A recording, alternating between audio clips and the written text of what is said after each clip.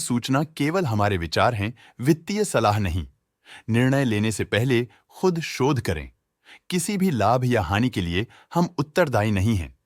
आज हम देख रहे हैं स्टिलम इंडस्ट्रीज लिमिटेड के 2024-25 Q3 की standalone financial performance. Starting with the sales, पिछले क्वार्टर से सेल्स में -3% का डिक्रीज हुआ है, मगर कंपनी ने पिछले साल के मुकाबले 18.5% का सेल्स इंक्रीज रिपोर्ट किया। Expenses -0.5% quarter on quarter decrease हो गए हैं, जो साल भर के 24.5% के राइज के साथ अलाइन करता है। एक्सपेंसेस में डिक्रीज अच्छा है, लेकिन सेल्स में डिक्रीज निराशा की बात है। ऑपरेटिंग प्रॉफिट, जो पिछले साल के कंपैरिजन में -1.5% डाउन हुआ है, quarter on quarter around -13.5% decrease हुआ है। Operating profit margin (OPM) annual basis पे -4% से डिक्रीज हुआ है और पिछले क्वार्टर के कंपैरिजन में -2% से डिक्रीज हुआ है। एक्सेप्शनल आइटम्स को ऐड करके अदर इनकम पिछले क्वार्टर के कंपैरिजन में -7% गिर गई, बावजूद इसकी ईयरली डिक्लाइन -9.5% हुई है। इंटरेस्ट एक्सपेंसेस पिछले क्वार्टर से -86% डाउन हुआ, लेकिन ईयर ओवर ईयर डिक्रीज -21% हुआ है।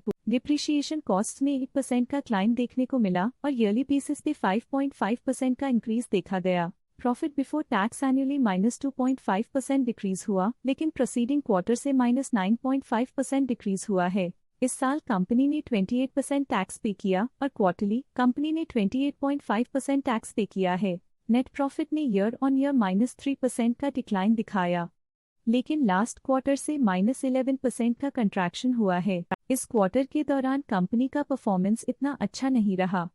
नेगेटिव नेट प्रॉफिट लॉसेस को इंडिकेट करता है। वहीं अगर एनुअल एनालिसिस की बात करें तो साल के दौरान कंपनी का परफॉर्मेंस अच्छा नहीं रहा। नेगेटिव नेट प्रॉफिट का मतलब है कि कंपनी प्रॉफिट के कंपैरिजन में नुकसान उठा रही है। अर्निंग्स पर शेयर (EPS) में ईयरली -3% का डिक्रीज देखा गया, लेकिन क्वार्टरली में 9% की गिरावट भी नजर आई। इस क्वार्टर में कंपनी का EPS इतना अच्छा नहीं रहा। नेगेटिव प्रॉफिट कमजोर एफिशिएंसी को दिखाता है। स्टिलम इंडस्ट्रीज लिमिटेड के फाइनेंशियल स्नैपशॉट को रिव्यू करते हुए कुछ मुख्य ट्रेंड्स सामने आए हैं जो कंपनी की परफॉर्मेंस पे रोशनी डालते हैं। दिसंबर 2021 से दिसंबर 2024 तक स्टिलम इंडस्ट्रीज लिमिटेड की फाइनेंशियल जर्नी में सबसे पहले बात करते हैं सेल्स की। इस साल सेल्स में 10% की वृद्धि हुई है और पिछले 4 सालों में 56.5% की वृद्धि हुई है, जो एक निरंतर अपवर्ड ट्रेंड को दर्शाता है। पिछले 3 साल से सेल्स लगातार बढ़ती जा रही है, जो मार्केट एक्सपेंशन और कंज्यूमर डिमांड में वृद्धि को दर्शाता है। अब बात करते हैं एक्सपेंसेस की। इस साल एक्सपेंसेस 10% बढ़े हैं और 4 सालों में 52% का इजाफा हुआ है। इस साल हालांकि एक्सपेंसेस सेल्स से थोड़ा ज्यादा बढ़े हैं, मगर ग्रोथ रेट्स का करीब होना स्टेडी ऑपरेशनल कॉस्ट को दर्शाता है।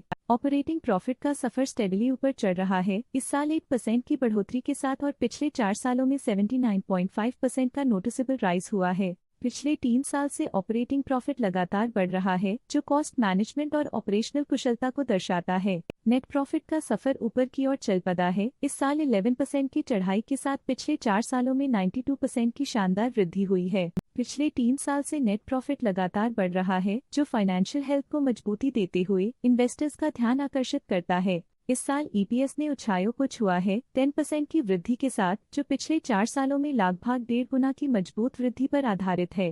पिछले 3 साल से अर्निंग्स पर शेयर (EPS) में लगातार इजाफा हुआ है, जो प्रॉफिट ग्रोथ को मजबूती देते हुए शेयर होल्डर वैल्यू को बढ़ा रहा है। चलिए अब बात करते हैं शेयर होल्डिंग पैटर्न की। स्टिलम इंडस्ट्रीज की शेयर होल्डिंग रिपोर्ट्स कुछ इस प्रकार की हैं, जो दिसंबर 2024 के 31 तक चलता है। ये रिपोर्ट कंपनी के शेयर्स की डिटेल्ड जानकारी देता है, जिसमें promoters, promoter groups, foreign investors, public investors और सरकारी एंटिटीज शामिल हैं। प्रमोटर्स शेयर होल्डिंग 2024 के सितंबर में 54.61% से 2024 के दिसंबर में 52.19% तक डिक्रीज हो गया। ये डिक्रीज दिखाता है कि इस टाइम पीरियड में कंपनी पे प्रमोटर्स का कंट्रोल कमजोर हुआ है। पब्लिक हेल्थ शेयर्स का परसेंटेज 2024 के सितंबर में 33.87% से 2024 के दिसंबर में 32.26% तक डिक्रीज हो गया। इस डिक्रीज से साफ है कि इस टाइम पीरियड में कंपनी में पब्लिक का हिस्सा डिक्रीज हुआ है। जब कंपनी के शेयर्स का अधिकतम हिस्सा प्रमोटर्स, FII, DII या गवर्नमेंट के पास होता है, तब ये माना जाता है कि कंपनी मजबूत हाथों में है, जो स्थिरता और मजबूत समर्थन को दर्शाता है और इस मार्केट की स्थिरता बनी रहती है। DII डोमेस्टिक इंस्टीट्यूशनल इन्वेस्टर्स ने अपना शेयर होल्डिंग सितंबर 2024 में 7.9% से दिसंबर 2024 में 11.59% तक इंक्रीज किया। ये बताता है कि डोमेस्टिक इंस्टीट्यूशंस ने कंपनी में अपना इंटरेस्ट 3.69% तक इंक्रीज किया है। FII फॉरेन इंस्टीट्यूशनल इन्वेस्टर्स ने अपना शेयर होल्डिंग सितंबर 2024 में 3.62% से दिसंबर 2024 में 3.96% तक इंक्रीज किया। ये बताता है कि फॉरेन इंस्टीट्यूशंस ने कंपनी में अपना इंटरेस्ट 0.34% तक इंक्रीज किया है। ये था कंपनी का करंट शेयर होल्डिंग पैटर्न। चलिए झांकते हैं इस क्वार्टर की DII डील्स पर जो विशेष रूप से सुर्खियों में रही। 18 दिसंबर 2024 को HSBC म्यूचुअल फंड ने 93,100 शेयर्स इन्वेस्ट किया 2,404.98 रुपीस पर यूनिट के हिसाब से, जिसका टोटल था 22.4 करोड़। तो ये थी इस क्वार्टर की कुछ सर्वाधिक चर्चित DII डील्स जो दिखाती है बाजार के नए रुझान। इस सेगमेंट में हम आपको ले चलते हैं इस क्वार्टर के कुछ विशेष म्यूचुअल फंड डील्स की ओर। 18 दिसंबर 2024 को HSBC म्यूचुअल फंड ने 93,100 शेयर्स खरीद लिए 2,404.98 रुपीस पर यूनिट के हिसाब से, जिसका टोटल 22.4 करोड़ था। 18 दिसंबर 2024 को महिंद्रा मैन्युलाइफ म्यूचुअल फंड ने 86,900 शेयर्स इन्वेस्ट किया 2,405 रुपीस पर यूनिट के हिसाब से, जिसका टोटल 20.9 करोड़ था। उम्मीद करते हैं कि इस क्वार्टर के म्यूचुअल फंड डील्स का ये विश्लेषण आपको पसंद आया होगा और उपयोगी लगा होगा। अब नजर डालते हैं स्टिलम इंडस्ट्रीज के स्टॉक रिकमेंडेशन पे। इस स्टॉक का करंट प्राइस 2,503 रुपीस चल रहा है। आनंद राठी ने स्टॉक की बाय रिकमेंडेशन दी थी।